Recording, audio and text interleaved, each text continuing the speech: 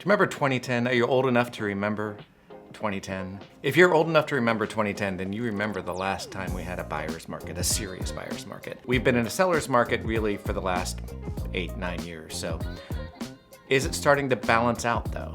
Experts say the definition of a buyer's market is when there's more than 7 months of supply of homes on the market.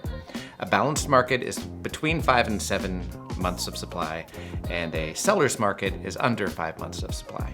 Months of supply is basically a measure of how many buyers there are versus how many sellers. It's everything sold at its current rate and pace, how long it would take to clear the entire market of all the homes that are on the market. Back in 2010, it was definitely a buyer's market because the months of inventory on the market was over 12 months plus, over a year's worth of inventory on the market in 2010. It came down precipitously since then. In 2013, it became a seller's market, technically speaking, so under 5 months of supply. But it kept going down, and in 2022, it bottomed out at nationwide at under a month of supply. So from 12 months of supply in 2010 to less than 1 month of supply in 2022, you can see that the 2020s have largely been a seller's market all along. Now, is it balancing out today in 2025?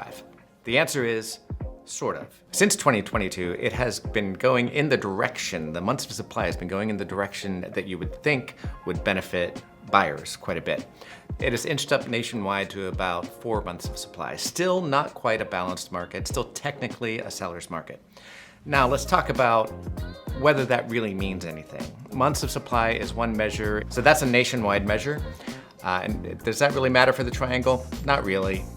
All real estate is really local. And so months of supply in the triangle in the 3 big cities, Raleigh, Durham, and Chapel Hill, and Cary, the months of supply is still only at about between 2 and 2.5 months of supply, so still very much a seller's market. But if you wanted to really convince yourself that this is still a seller's market, let me give you one stat. The median time a home stays on the market in the triangle, 5 days. So, to me, that is a very, very strong indication that this is still a good seller's market, and it is nowhere near balanced when homes are only on the market a median time of 5 days. If you have any questions about this or whether I think that's going to turn around anytime soon, you know who to call, Bill Stevenson, Spotlight Realty, or any of your Spotlight agents. Talk to you soon.